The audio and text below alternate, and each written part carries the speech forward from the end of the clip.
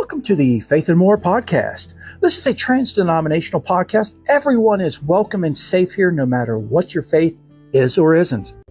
Hello, my name is Reverend Angel Wise, and I'll be your host. I am an ordained trans-denominational minister, director of Oblates of Perpetual Light, a shamanic light worker specializing in intuitive, quantum, and angelic healing, a studying Kabbalist, and a life coach. I firmly believe that the divine works through people every day to help us. These angels and saints are so very humble, many of us don't know they exist or existed.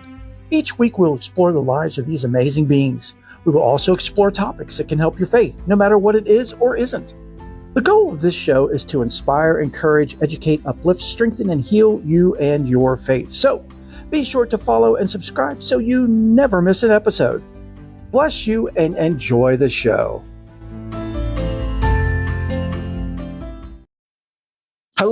Hello, and welcome to the show. Hello, everyone. I wish Juno Birch could be on the show, or at least I wish she could just do that little intro that she does for her YouTube videos and for us. That would be amazing. If you don't know who Juno Birch is, oh my goodness. Or as we say in Canada, which I'm not living in Canada, but love hockey, Al McGuinness. And said, oh my goodness, Al McGuinness. She is just off the charts, funny, amazing, such a great being. Again, go to YouTube, check her out, Juno Birch, show her some love. That's JunoBirch, Juno Birch. So welcome to the season 6 finale. I know, it's hard to believe, at least to me it is. It's hard to believe. Thank you. It's hard to believe that we're already finishing up season 6, and we're just, wow. The spirit train is just barreling right along. And again, as I've said infinite times, there's no brakes. The Creator removed the brakes a long time ago on this show, folks. So welcome to our season 6 finale. And wow, what an amazing, again, at least to me, what an amazing season it has been. Oh, I'm telling you. And to me, just bringing up the rear here, I'm still bowled over by the episode where Hero was on here. If you haven't listened to that, please check that episode out. He is just completely off the charts and amazing, beyond amazing. Fantastical spiritual master in being. And we were so beyond blessed to have him here on the show. And I pray with all my heart and mind that he can come back some time or as many times as he wants, as I gave him that invitation. Anytime he wants, come back. He has an open pass to be on the show anytime. I mean, that was just off the charts, mind blowing. Absolutely, to me, one of the best shows ever. So again, welcome to the show, everyone. If you're new to the show, you're probably scratching your head and smacking your forehead, saying, doing what do they call that? A face slap or a head? I'm sorry, I'm old. I can't keep up with the terminology. A face plant. There we go. About, oh my gosh, I just found the show and now he's doing a season finale, single baked bean. What does that mean? It means nothing. It just means we're going from season 6 to season 7. And everyone, when will season 7 start? Next Sunday! Yes, absolutely. Next Sunday. We don't miss a beat, and I haven't had a Sunday off since the show started, over 2 years ago? So that will continue. So again, thank you if you're new to the show for finding us. No worries. The Faith and More train will just keep on rolling. Okay, so no worries. There's going to be a show next week, but let's do this week's show first. Let's focus on the here and now. All right. So thank you for finding us. It's my deepest hope and sincerest prayer that you find everything that you're searching for in a podcast, especially a spiritually based. What is that? Based podcast. Okay. And more. And if you're returning, infinite thanks, blessings, and love for being a long-time loyal lover and supporter of the show. It is because of you that this show is here. So what are we talking about in the season finale? Those of you who are longtime listeners know that sometimes, a lot of times, on a season finale, I'll recap and go through the history of the season, just sharing, my favorite bits and pieces of previous episodes. We didn't do that season 5, and we're not going to do that here. We're just going to keep on rolling. How about that? Those of you who are new, you're more than welcome to go back and listen to those previous 6 seasons of episodes in this one. Please do. There's so much there for everyone, no matter what your faith is or isn't. And that is one of the things that Spirit and I do our level best to do, is to make this show as trans-denominational, meaning beyond any one religion and or faith, transcendent of those, to where something in every episode resonates with everyone, no matter where you're at or what your level. So we have a request. A dear brother who is with the Oblates of Perpetual Light. Question mark? You don't know what the Oblates of Perpetual Light is? Well, wait a minute. Let me tell you. The Oblates of Perpetual Light is the first of its kind. We are the very first group of Oblates to fully utilize the internet to organize and communicate. This allows everyone and anyone to join from all over the world. The Oblates of Perpetual Light are inclusive, meaning everyone is welcome regardless of their beliefs, faith, identification, gender, sexual preference, etc. We are independent, meaning that we are not affiliated with any church other than being connected with the Faith and More ministries, and we are trans-denominational. We are not affiliated with any one religion. We greatly respect the beliefs and freedoms of others. We are all children of the universe. Only 4 things are required of any Oblate of Perpetual Light. The first, study and contemplate some sacred text of your faith at least once a day. It's up to you how much you study and contemplate. It can be as little as a sentence or as much as you wish. You choose when, where, and how long. Number 2 is prayer. Prayer is key in the heart of the Oblates of Perpetual Light. It is imperative that an Oblate pray sometime during the day or night. Again, this is up to you to choose when, where, and for how long. The Oblates will gather together online, typically Zoom, at least once a month. There is also a Facebook group where Oblates can meet and commune more often if they choose. There are Oblates who are very social, and there are Oblates who are very private. All are respected. If you are more private and or ascetic, you will need to keep in contact with the Director of Oblates, moi, privately. Number 4. Love and respect all members, regardless of their faith. We are here as a group, not just as individuals. Everyone's faith, beliefs, views, etc. will be respected. Bullying, hate, attacks, and etc. will not be tolerated. If this all sounds kosher and great to you, and you would like to become a member of the Oblates of Perpetual Light, please contact me, our director, at oblates.pl@gmail.com. Again, that's oblates, oblates.pl @gmail.com. I hope to see you as an Oblate very soon. So that, my dear brothers and sisters, is the Oblates, or gives you a little bit of an idea what the Oblates of Perpetual Light is. We're growing in number, and it is just amazing and beautiful and wonderful and beyond all the great positive explanatives that I could possibly muster up. We have such a diverse group. We have literally people from all kinds of faiths and beliefs and eclectic beliefs. It's just a beautiful family, which, again, as an Oblate of Perpetual Light, you all are welcome at our table, and you always have a seat near our fire. So please check us out. I would love, as I said in the infomercial, love to have you as an Oblate of Perpetual Light. So one of our Oblates of Perpetual Light and a listener of the show has asked for a show on Ascended Masters. Raise your hand if you know or if you've heard of the Ascended Masters. So there's a few. I see a few. The Ascended Masters, as far as knowledge of the Ascended Masters is, I learned about them. It's been I would say 3 years, if not 3.5 years, more like 3.5 years ago.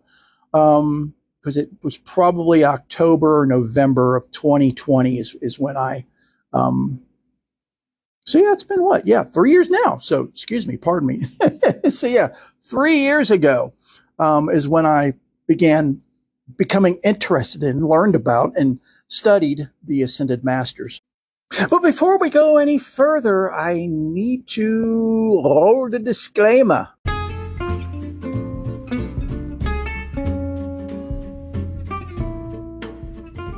The views and opinions expressed by the host, moi, are solely, which I mean that literally, mine. Any and all content provided is my opinion and is not intended to malign any religion, ethnic group, club, organization, company, individual, or anyone or anything. I always recommend that you, the listener, further investigate, contemplate, and meditate on everything that is shared. ISE's individual soul experiences will vary. Listening discretion is advised. Okay, now that we have the disclaimer in place, let us take some deep breaths, or if you have breathing issues, take as deep a breath as you comfortably can and healthfully can. And if you can't, then just visualize. And the reason why we do this is something we started doing with episode 18, where Hero was so nice to bless us with his appearance and wisdom on our show. Check that out if you haven't already had it. One of the most amazing medicine people and shamans ever, really. Check that episode out if you haven't already. So what we're going to do is we're just going to first bring ourselves to the present, bring ourselves to the now, because we're so bombarded, especially this time of year, with just constant just media and garbage and, music. And it's just not that music is garbage, but holiday music and, buy this, get this isn't good enough. You got it. It just goes on and on and on. And we need to be present when we listen to this show so we can get the most benefit from it, right? So let us do that. We're going to take 4 deep cleansing breaths. We'll inhale, hold it for a second, and then exhale. Then hold that for a second and inhale. And as we do this, let us bring our focus from our mind, which is usually just behind the eyes, bring it down your throat to your heart.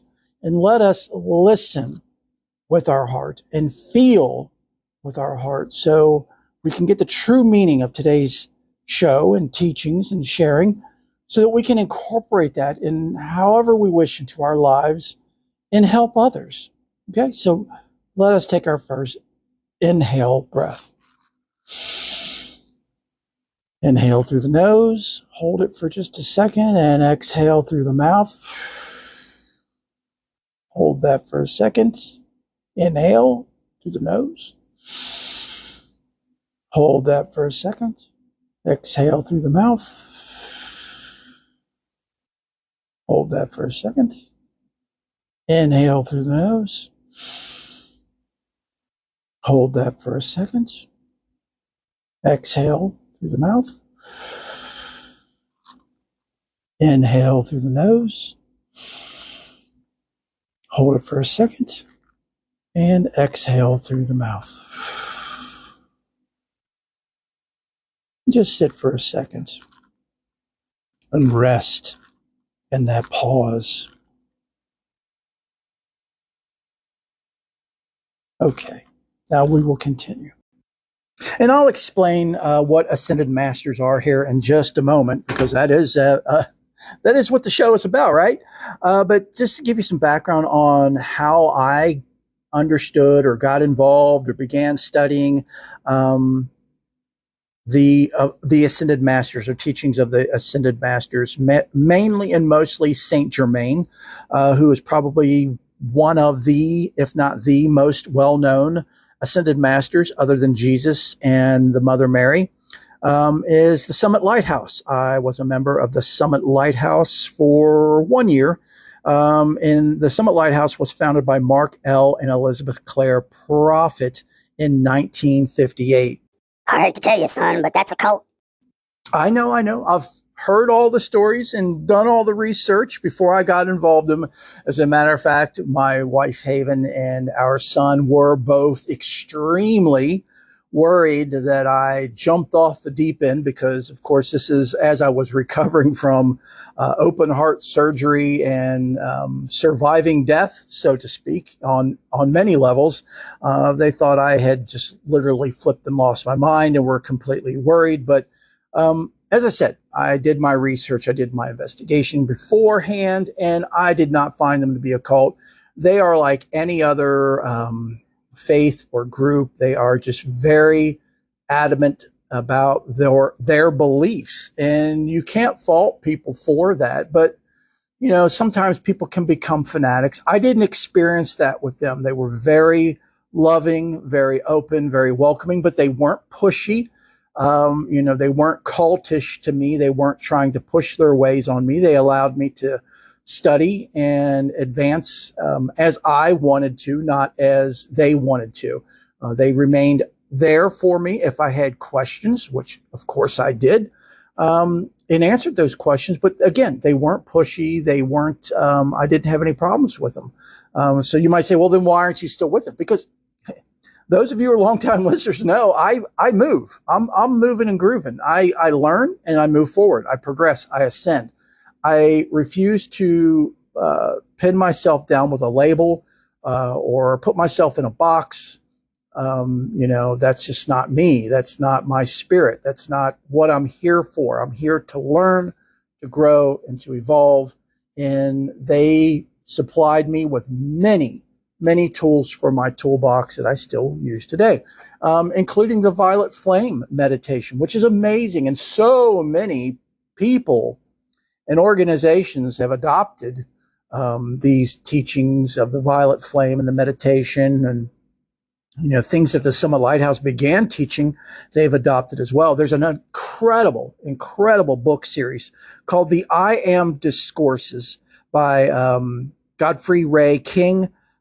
He wrote the first volume in 1932 and has a 20-volume set of books on his discourses and his conversations with Saint Germain and other ascended masters and his adventures and learning. It is truly amazing, and I highly recommend that series to anyone. As a matter of fact, that's what I started with, was the first volume, and then the second volume of those discourses, the I Am Discourses. I'll have a link in the show description for anyone interested in that. And then that led me to the Summit Lighthouse and to the Keepers of the Flame. I became a member of them, which is part of the Summit Lighthouse. And that is a healing organization or a subsect of the Summit Lighthouse. It is all about healing through the violet flame, which is Saint Germain is in charge of, which I will get into in just a moment. But that's my background.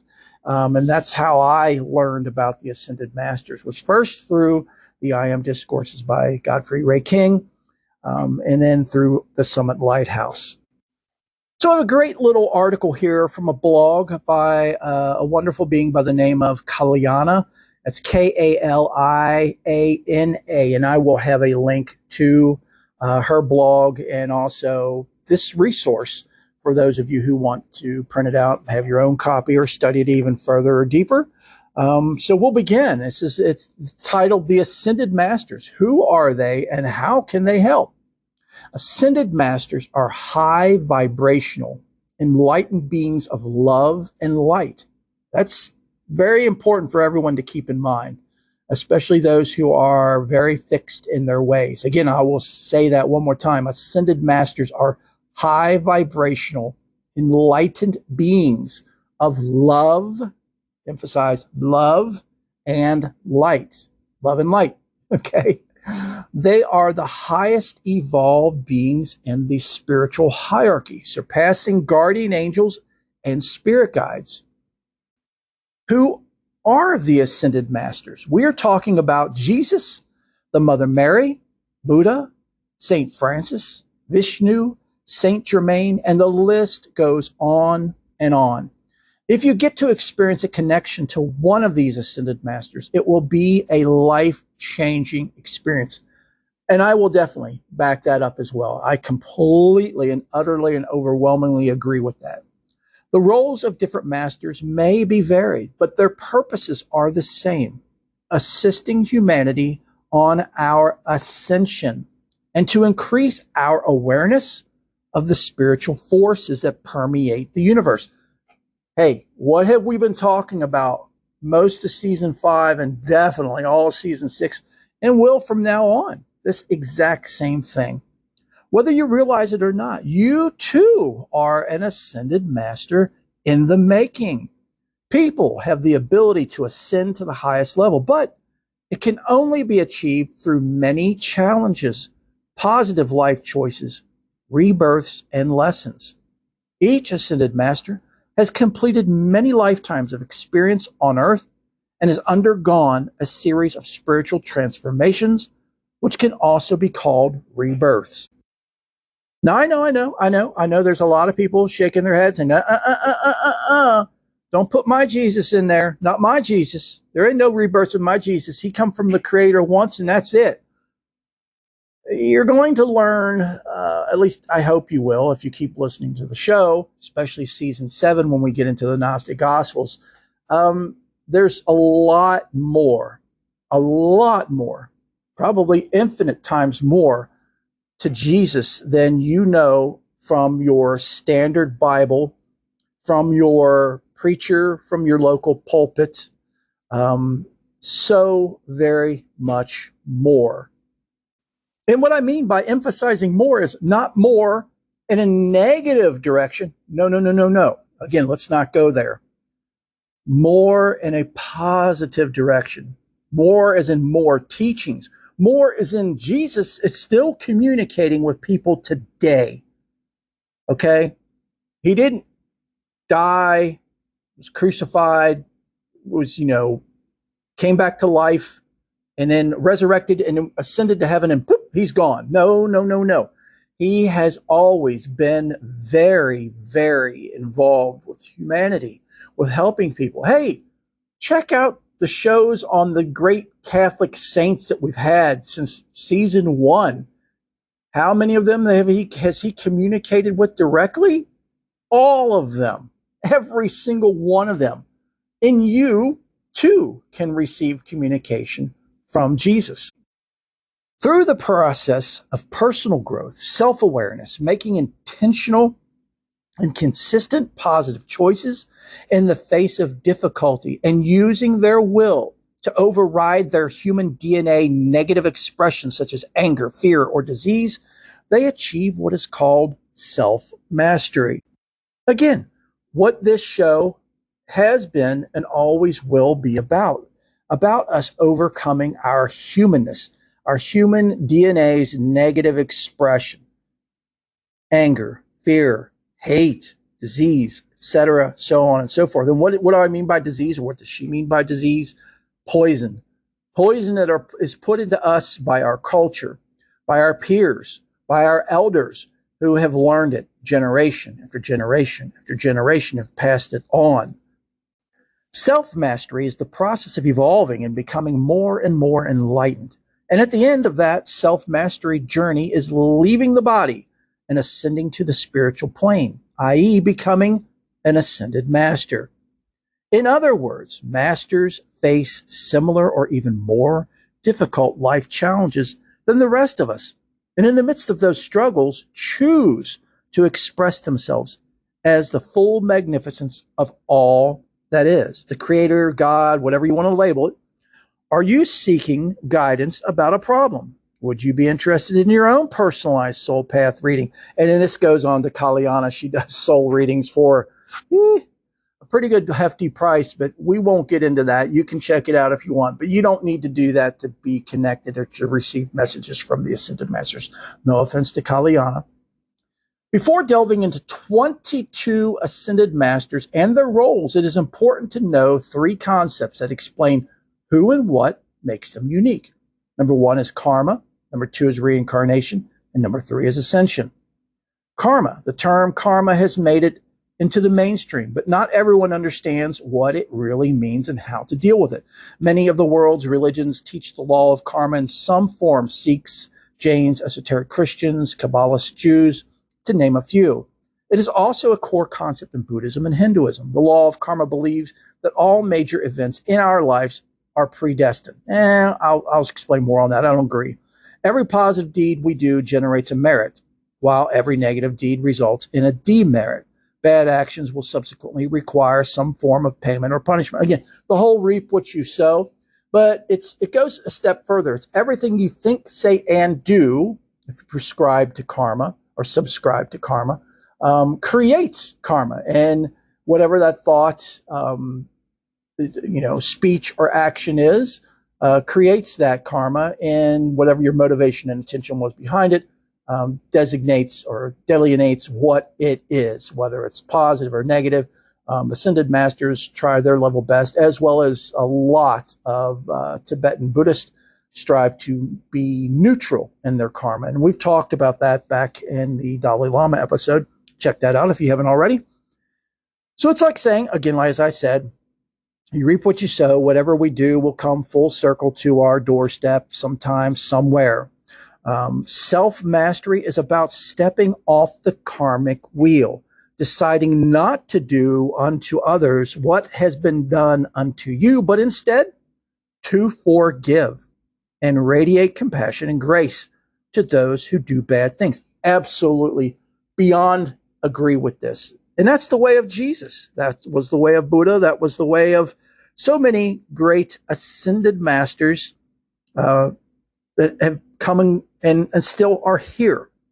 Masters know that we are all connected and that negative situations are required aspects of personal growth, and thus simply opportunities to grow, shine, and become your best self. Whereas a lot, and this is me, a lot of faiths push that it's a sin, and then they want to pin you to the ground or nail you to the cross with guilt about sin. As Father Mike Cantor always says, sin is interpreted correctly as missing the mark, as in, we didn't quite get it right. But there's opportunities. It's an opportunity every time we miss the mark to correct that and to learn, grow, evolve, and ascend from that. Without challenges, it is impossible to achieve self-mastery or become an ascended master. This is not to say that those on the journey of self-mastery, or even masters themselves, do not experience their own intense negative emotions. The difference is that masters choose to, number one, turn inward and face their intense emotions. Number two, never use their destructive desires to hurt anything or anyone. And number three, purify their negative emotions in order to raise the vibration of their bodies or spirit. This is why self-mastery is so challenging. It is a real live version of an intensely difficult video game where in order to level up, you have to face a very difficult boss, and you cannot level up until you beat that boss. This is self-mastery, except that the boss is within you, and the more skills you gain, the more difficult the challenges become. Self-mastery is about choosing to feel compassion, forgiveness, tolerance, wisdom, and grace when the situation you are presented would make most people act out in a negative fashion. And via that process, you step off the karmic wheel. Karma goes hand in hand with reincarnation. While karma refers to the accountability, reincarnation embodies opportunity. It is another chance to make good in order to pay the karmic debts we owe others. Reincarnation is a belief that after you die, your soul is reborn into another body. Souls can reincarnate through multiple lifetimes. The purpose of reincarnation is to continue the evolution of the soul, spirit, whatever you want to call it, towards enlightenment or return to oneness with God, Spirit, Source, Creator, Adonai, Hashem, Allah, the universe, the Great Mother, Hecate, on and on and on. Ascended masters are souls who finished the reincarnation cycle and do all their work in higher dimensions. Their souls are no longer compelled to incarnate but do so anyway to teach, heal, and raise the vibration of humanity. Now, I know there are a lot of people out there listening, especially those of nature faiths, that completely are on board and believe and agree with reincarnation. And then there's others who definitely are opposed to it and against it. I highly and completely respect your beliefs, whatever they are. But if you are on the fence about reincarnation, whether you don't know if you should believe in it or not, or if you definitely don't believe in it, something that may help sway you is we are reincarnated every time we wake up from sleeping. Every time. When you go to sleep, you go through a transformation. When you wake up, that's another opportunity. It's a new life, a new day. Yes, it is. Those of you who like wrestling know what that was a reference to. It's a new day. Yes, it is. Have an opportunity. Whereas if you go to sleep and you don't wake up, then this lifetime is over. So the opportunities of this lifetime are no more. Another example I always gave when I taught Buddhism, Eastern philosophy, and all that was take some pictures of yourself from your photo album, your baby book, of a picture of you when you were born. What did you look like? Who were you? Are you that baby now? Absolutely not. Absolutely not. We probably wish we were, because that's when we were, in this lifetime, the most connected to spirit ever, to our spirit, to the divine, to the universe, again, whatever you want to label it. And since then, we've mucked it up, and now we are striving to go backwards to that, to reconnect. So again, you're not that baby. You definitely can't relate to the thoughts, views, opinions, beliefs of that baby. So now take a photo of you from grade school. Okay. Are you that person? No, absolutely not. A lot of us don't even look nothing like, especially our baby pictures. If we talk about newborns, newborns can look really alienish, you know. But anyway, we don't even resemble that. We can't associate. We can't identify as Angel, who was 5 years old, Angel, who was 10 years old, Angel, who was 13, Angel, who was 16, 17, 18, 19, 20, 25. I can't even identify as Angel from 5 minutes ago, because we are always moving, growing, evolving, ascending, or regressing, descending, devolving. So, I mean, that's completely up to us. So I pray that expansion or explanation helps you to understand what reincarnation is and what it means. Is that we're going through it constantly, every moment of every day. Next is ascension. Ascension is somewhat similar to the Eastern concept of enlightenment introduced in Buddhism. It is the path of those who are actively choosing to evolve into higher consciousness. Part of ascension is opening your heart to reunite with all layers of your higher self, and of course, with the source energy, with God, the divine, again, whatever you want to label that. Again, what we've been talking about on this show from literally day one. It does not happen on a certain date, or that we unknowingly stumble into it. It is through expanded awareness and happens incrementally. Again, little by little, step by step. Remember, living from our head, from our humanness, to living from our heart and spirit, or at least a balance between the two. This is not to say you are God, but you are a divine human, a spark of God, and ascension returns you to your true divine nature.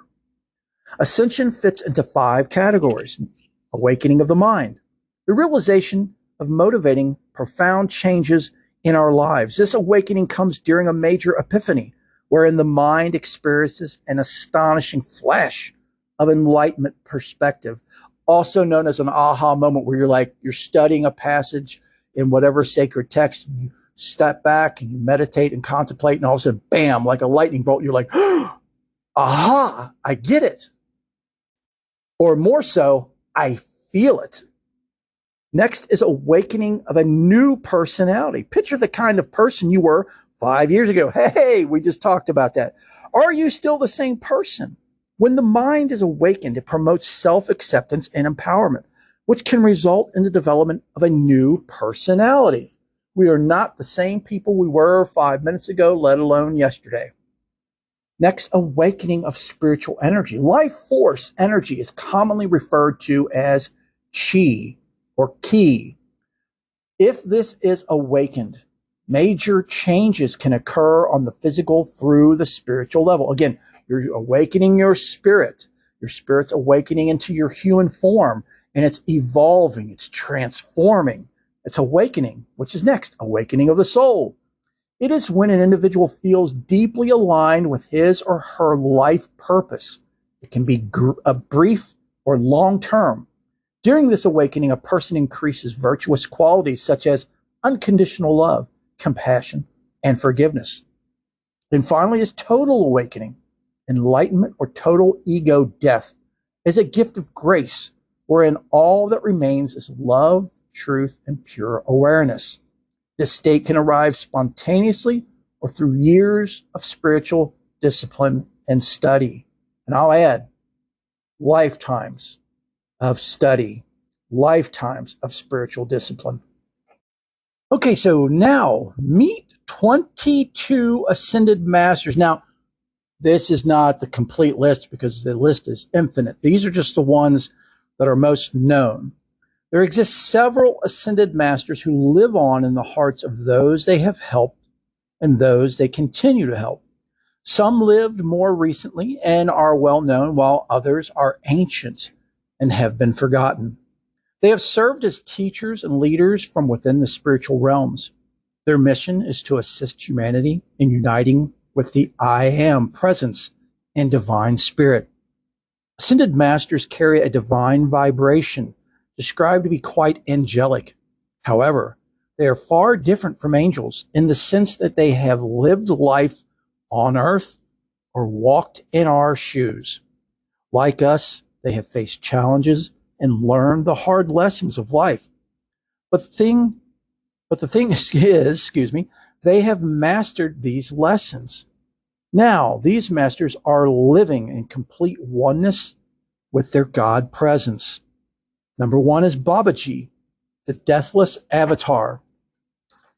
It is believed that Babaji reintroduced the ancient science of Kriya Yoga, a tool of enlightenment that got lost during the Dark Ages. His mission is to bring humanity closer to God and guide them to follow God's will.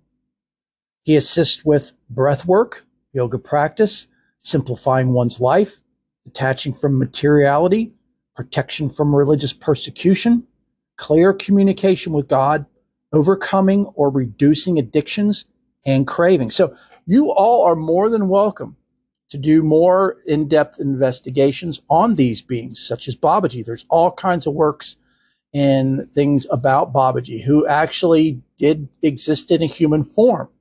If you would like shows on these ascended masters, any of them, the next is Buddha. We already did one on Buddha. Please request it. I'd be more than happy to do more shows on this. And folks, these are in no particular order. They're all on the same playing field. They're not, one higher than the other. Although you may see one higher than the other, that's your personal view and perspective and belief, and you're more than welcome to that. The next is Buddha, the enlightened or awakened one. Buddha lived both extremes of living, as a rich prince and as a hermit. He proposed that the key to happiness was to live the middle way, or moderation of all things, that balance. His teachings also explain that you can find happiness through inner peace. He promotes meditation as the main form of mental training. He assists you with inner peace, world peace, joy, balance, and moderation in life, spiritual growth, compassion, tolerance, acceptance of life's difficulties, seeing the larger picture and journey of life, and understanding. So when I say assist with from the article, that means you can call upon these beings. You can call upon these ascended masters. That's what it's all about, calling upon them for their intercession. Next is Devi or Devi, the universal mother, a Hindu goddess who is believed to be the female energy of God. She can be quiet and nurturing, but can also be a fierce warrior. She protects innumerable villages and blesses her devotees with fortune and success. Her most renowned victory is the slaying of a buffalo demon. She assists with purification of body and mind, releasing and detoxification from addictions, finding meaningfulness in life and career, feeling nurtured and protected, rebuilding the body after inner exhaustion, and all aspects of relationship. Now, folks, I know the vast majority of you aren't going to agree with these masters. You're going to pick and choose which ones you agree and which ones you disagree. And that's, again, completely up to you. I just ask that you please keep an open mind, open heart, again, with everything with our show and all the shows. Please take it through an open heart. Take what you want and throw the rest away. Next is Diana, goddess of the hunt and moon. Diana is a symbol of purity and was prayed to by women who want to conceive and those who want an easy childbirth. She is said to have been tall and beautiful in appearance, often presenting herself as a young woman between the ages of 12 and 19. She assists with breeding of animals, pregnancy and birthing, painless childbirth, twins or multiple births, connecting with elements, lesbian concerns, ability to maintain focus on purpose or desired outcome, and energy to go the distance. Next is El Morya, master of God's will. El Morya is based on an actual man named Ranbir Singh, son of the ruler of Kashmir in the 1840s. He is considered one of the greatest saints of the church in his devotion to Jesus Christ. His teachings convey that without dedication to the will of God, you cannot be disciplined on any of the other rays. He assists with decision-making, faith, holding steadfast to your beliefs, stability, groundedness, energy, and psychic protection. Show of hands. How many of you have heard of Ranbir Singh, also known as El Morya? I bet the majority of you have not. Guinevere, goddess of love, relationships, fertility, and motherhood. Guinevere is a Celtic triple goddess, flower maiden, mother, and crone. She brings fertility to the earth, prosperity, inspiration to mortals. Her name means white shadow. She assists with finding and enhancing romantic love, women's issues, releasing jealousy and desire for revenge, understanding the cycles of relationships, and the need for balance. Next, one you may be familiar with, Jesus, Yeshua, Lord and Savior. Jesus is known as the one and only Son of God. He came to earth because of the unfathomable love of God for his creation, or I should say its creation. He lived a life in which he was tempted to sin like all other men, but he resisted the temptations of the flesh, overcame natural impulses, and lived a perfect life of obedience. He assists with clear communication with God, divine guidance and direction, faith issues, forgiveness, revealing the beauty within, healing of all kinds, manifestation, and miracles. Next is Kali, known as the Black Mother, most misunderstood goddess. Kali is often portrayed as a mysterious goddess of death and destruction, but she is actually a loving energy that helps free us of fear. She only destroys that which could divert our divine mission or keep us in bondage, just like how a mother would take away dangerous items from her children. Kali assists with determination, focus, motivation, direction, courage, protection, tenacity, finding light in the midst of darkness, bringing sacredness to difficult challenges, compassion, forgiveness, and the ability to ascend. I absolutely love the Ascended Masters because they transcend. They're trans-denominational. They go above and beyond any faith. They are all united in one thing and one thing only, and it is to share the light and love of the Creator in a myriad of ways, infinite ways. And again, Thank you, Brother Gregory, for asking for this show. This is just mind blowing, amazing. Next is Krishna, the Divine One. In the Hindu Trinity, Brahma, Shiva, and Vishnu are the three gods that oversee the life cycles of Earth. Okay, so let me explain a little bit. When it says gods and goddesses, I don't want people to get the misinterpretation or misunderstanding of what this means. It's not saying that these beings are over the Creator God. It is saying these beings are working with the Creator God. They are under the Creator God. And there are gods and goddesses, and there's a whole hierarchy, whether you believe it or not. There's a whole hierarchy of angels, saints, ascended masters, gods, goddesses. And that's what it's referring to here. It's not saying that they are over the Creator, because nothing is over the Creator, because everything is from the Creator. So it continues. Krishna is worshipped as the eighth incarnation of Vishnu. He is often portrayed as a romantic figure and a deliverer of joy and happiness. He assists with romantic love, relationships, vegetarianism, gardening, purifying, food, joy, and spiritual awakening. Next is Kuan Yin, also known to the Tibetan Buddhists as Avalokiteshvara. It is she, which is the Buddha of compassion. She who hears prayers. A well-known master in Eastern divinities, Kuan Yin is a beautiful Chinese goddess of mercy, compassion, and protection. It is believed that she answers every prayer sent her way. She holds such a deep love for humanity that after achieving enlightenment, she chose to remain in human form instead of ascending to Buddhahood or awakening. And those of you who are familiar with the mantra of compassion, Om Mani Padme Hum, or Om Mani Padme Hum, that is the prayer for Kuan Yin, Avalokiteshvara, Chenrezig, the Buddha of compassion. Next is Kuthumi, master psychologist and sponsor of youth.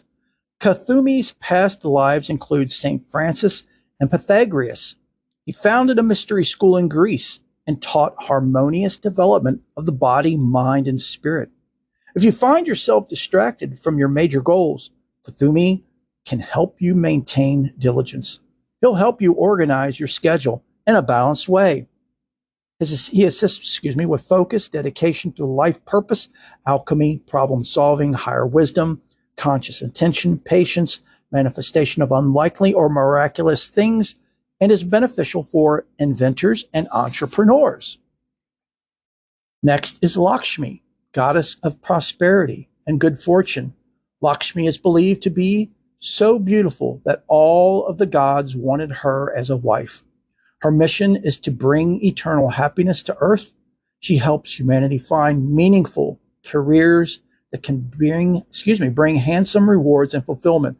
And those of you who are like, you know what, these are aspects of, like Diana and all these other gods and goddesses, and they do. They all have different names, and they transcend. They're known by different names by different faiths and practices, just like Hecate goes by so many different names.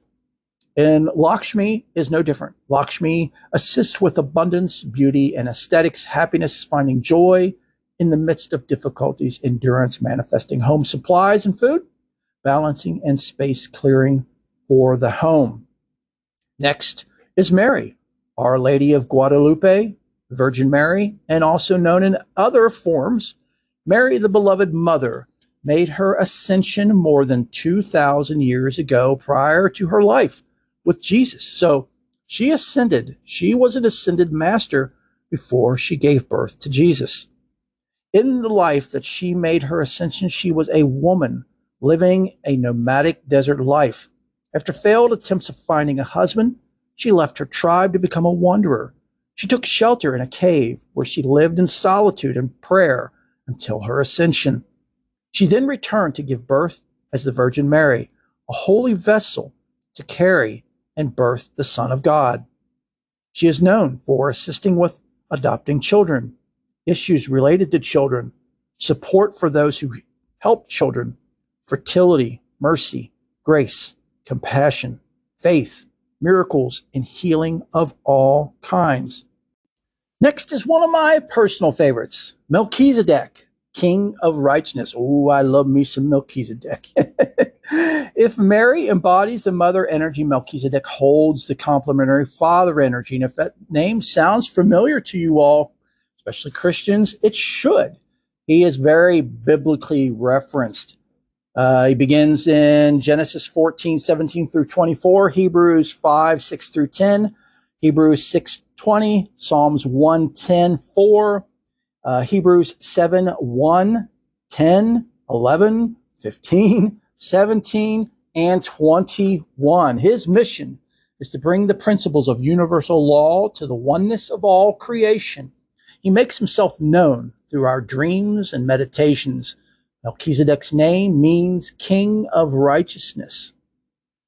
So again, he is interestingly, there is nothing of his birth, death mentioned in Genesis, which is a genealogical record. Assist with correcting unpleasant situations, esoteric understandings, purification, shielding against psychic attacks, therapy involving colors, enlightenment, alchemy, miracles, transformation, and manifestation. Which is talking about the genealogical records. Those of you who are familiar with the Old Testament knows that they go through great lengths, even in the New Testament, to give the genealogy of just about everybody they talk about that's of significance. But Melchizedek is not mentioned. It's believed by a lot of people that he was a pre-incarnation of Jesus, that Jesus was Melchizedek at one time, appearing out of nowhere and disappearing. He was a great king. Next is Merlin, the magician. Merlin is a great old sage wizard, a spiritual teacher, and a psychic visionary who guided King Arthur during the 5th century. And for those of you who think that is a fable, there is a lot of historic proof of King Arthur. He assists individuals in reconnecting with that special spark of magic within their being and their heart center. He wants us to use our inner wisdom to manifest positive creation. And no, the historical figure of King Arthur isn't completely like the fable that we know. So Merlin assists with alchemy, crystals, divine magic, prophecy, foresight, divination, seeing through darkness, energy work, healing, shape-shifting, and time warping. Next, Moses, the prophet. We know Moses is the prophet called upon by God to free the slaves and lead them out of Egypt and into the promised land. He was asked to deliver the 10 commandments to the Israelites. He encourages a positive outcome during diversity and awakening, our leadership skills to step up to the divine plan laid for us. He assists with interacting and negotiating with authority figures, clear communication with God, courage, faith, leadership, stability, and miracle working. Next, St. Francis. St. Francis of Assisi. St. Francis is well known for connecting to nature, his care for animals, and his compassion for all. He was born into a rich family and served as a soldier as a young adult, during which time he was imprisoned. When he was in jail, he received an epiphany. He heard Jesus tell him to put aside his worldly life. He assists with animal communication and healing, finding a meaningful career, environmentalism, finding one's life purpose, peace, spiritual devotion, protection, or transition of home and youth trying to overcome delinquency. Next is Saint Germain, the Count of Saint Germain, the Wonder Man of Europe. Saint Germain is a master alchemist of the sacred fire. He bears the gift of the violet flame of freedom for world transmutation.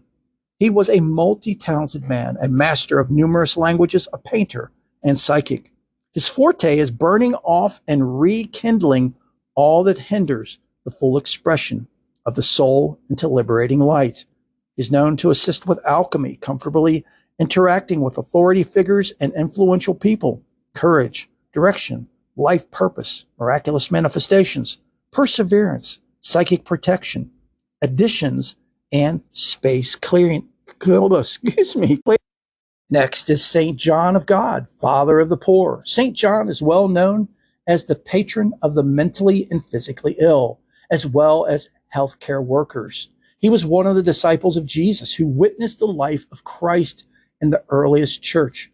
He has come to help humanity heal and to draw Christ's consciousness into the body. He assists with anxiety, depression, healing, heart ailments, hospitalizations, joy, increasing, space clearing, faith, and spiritual dedication. Next is Saint Therese, the little flower of Jesus. Let's show on Saint Therese. It is said that when Saint Therese hears a prayer, she will let you see or smell roses. For that reason, she's the patron saint of florists. She was a Roman Catholic nun and missionary who founded the Missionaries of Charity. She received a Nobel Peace Prize for her work with the poor and was canonized in 2016. She assists with gardening, creating a sacred space, healing all forms of illnesses or injury, transformation, travel, pilots and airline crews, and spiritual counseling. Next is Serapis Bey, Egyptian god of the underworld facing your inner darkness. Serapis Bey is a beloved master that disciplines us in the initiations for ascension. He helps people work towards spiritual enlightenment. He motivates people towards physical fitness and healthful lifestyles. He's like a spiritual fitness guru who lovingly demands the best from us. He assists with addictions and cravings, ascension, clear communication with God, exercise and weight loss, peace, fulfilling destiny or prophecy, and overcoming inner torments to become positive expressions for artists, musicians, and creative endeavors. Next is Yogananda, which many of you are probably familiar with. Paramahansa Yogananda introduced the Western world to the practice of Kriya Yoga, meditation, and chanting. In his previous life in Atlantis, it is believed that he worked with those who were struggling with self-love. He helps unite and integrate cultures, motivating people to understand spirituality from both the East and the West. Absolutely one of my favorite masters and teachers. He assists with peace, unity of religious beliefs, yoga practice, clear communication with God, divine love, and healing on all levels, spiritual, emotional, and physical. So, which ascended master guides you? Ask yourself, what do you need to learn at this point in your life? Because life is a long journey for most, and at different phases, you will require different forms of support and assistance. Each individual is backed up by a team of ascended masters. Yes, a team. You are guided by not one, but 5 masters. This is called the 5-ray team. Now, this is the author's views. Of course, to me, my beliefs, there are no limits. You can have as many aids and assistants as possible, or as you need, or wish, or call upon. There are 8 rays of incarnation, and we all were born with 5 of these rays. Each soul is said to incarnate on these specific rays. There is an ascended master assigned to each of the 5 rays, according to the life lessons laid out for you. How to connect with the ascended masters. Whether you are seeking guidance, healing, or wisdom, you can call on ascended masters, just like you can call on any of the saints or sages to intercede for you.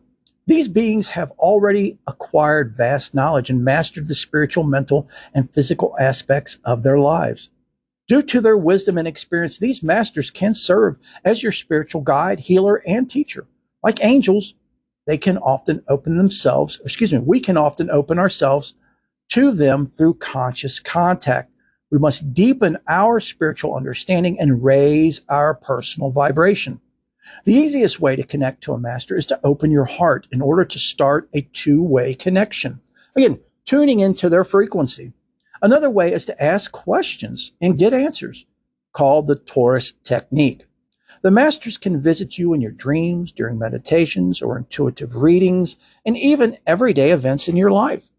They are literally, folks, constant, like all spirit, constantly around us all the time. We just don't see them and we block them out. And regardless of what we believe or not, they are there. So here are some tips to connect with ascended masters. Find a quiet place that feels clear and sacred to you. Safely light a candle, burn incense, or use vibrational tools as you prefer, like a singing bowl or a gong or a drum. Take a number of deep breaths and say an affirmative prayer or intention to connect with specific masters. Always of the utmost importance to set the tone with your intentions. An affirmation. Call on the master that you feel most connected with by thinking about that particular master. Then focus on that thought and reflect silently. Additionally, you can tone, make sounds, or hum. Write what comes to you without thinking in a journal called automatic writing. We talked about this. Or listen for sounds, colors, geometric shapes, images, or visions. Guidance comes in many forms. You may ask for direct guidance regarding any issue in your life. Remember, at the end, to thank all the beings who provided guidance. Gratitude. Can never say enough about the importance of gratitude.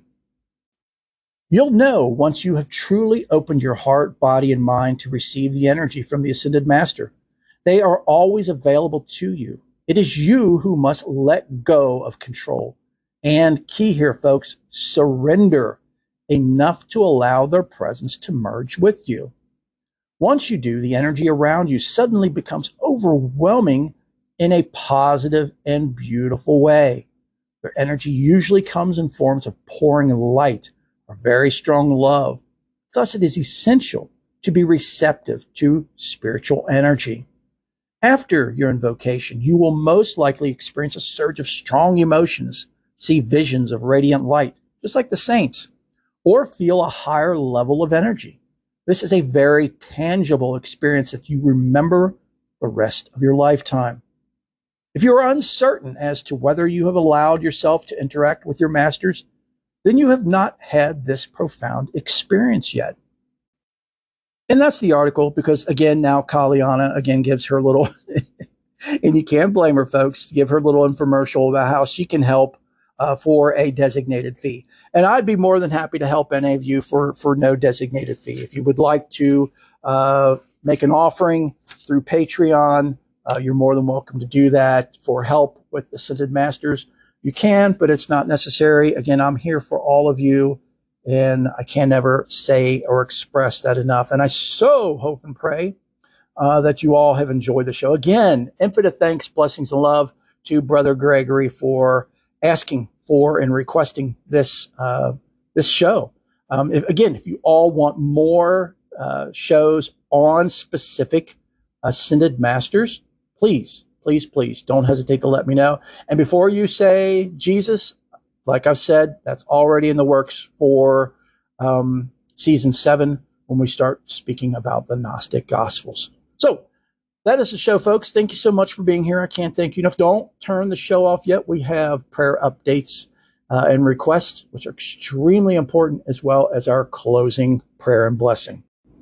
Oh, and I almost forgot. Look at me taking my mic off, ready to head for the door.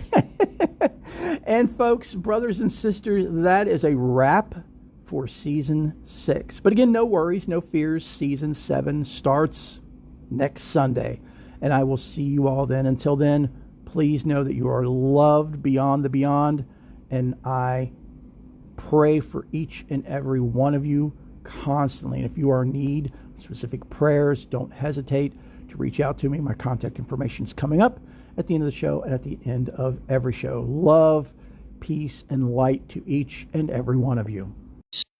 This week's closing prayers and updates are as follows.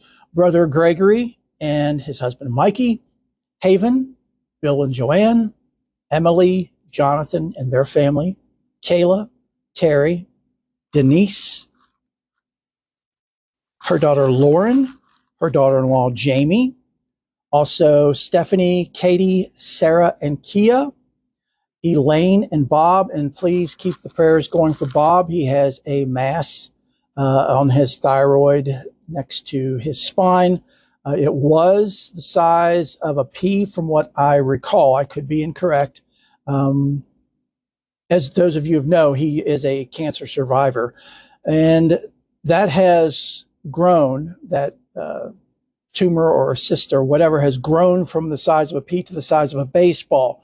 He just recently went this past week through a lot of testing. So please keep him in your heart, thoughts, and prayers that everything comes back benign, not cancer, and that they're able to treat this in a healthy way and get that size down. Also, please pray for Clyde, Lisa and her family, Lana, Megan, Molly, and Gwen, Octavia, Trish, Chad, and their family, Bishop Beckley and his family, Brother Abel, Mike S. Kelly and their family, Michael W. Shelley, Leah and their family, Tanya, Ron and her family, Cheryl, Father Mike, Eddie and Eddie's mother Becky, Emma, Jean, Kathy, Tony and their family, Michael T., Kyra and her family, Jan, James and Linda, Jill and her family, Kimberly, Alicia and Brendan,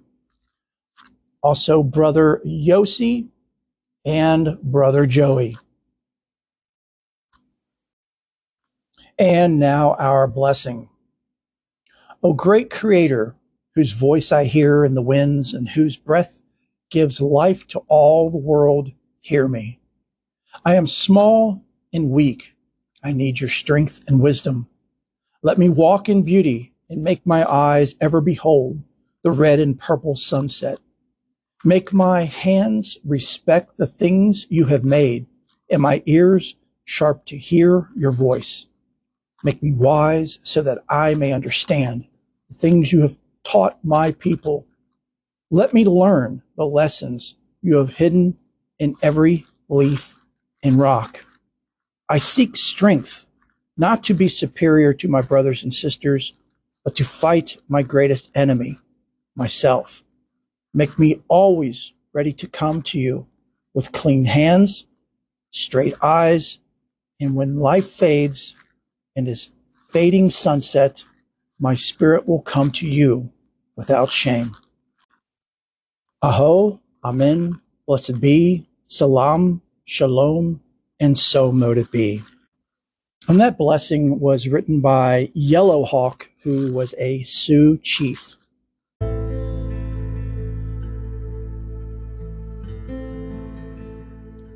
I so hope and pray you've enjoyed the show and that you found everything that you're searching for and more here with us. Stop by anytime, all the time. You are family.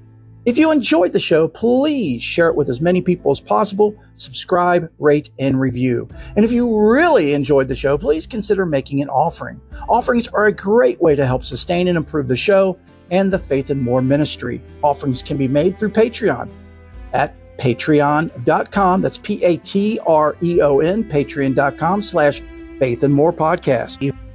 Next is prayers. I love to pray and our Faith and More family love to pray as well. So let us pray for you. You can email me directly at faithandmorepodcast@gmail.com. I am also offering healing sessions now that involve angelic, intuitive, and quantum healing. This is done via phone or Zoom. Due to the scope, energy, and time involved in this type of healing, there is a minimum donation required. Please contact me for more information at faithandmorepodcast@gmail.com. Also, please don't forget about our YouTube channel. There's lots of great videos there, and it gives you more of an immersive experience. Just go to youtube.com/@faithandmorepodcast. So until next time, have a most blessed week and know that each and every one of you are in my heart and prayers. Bless you.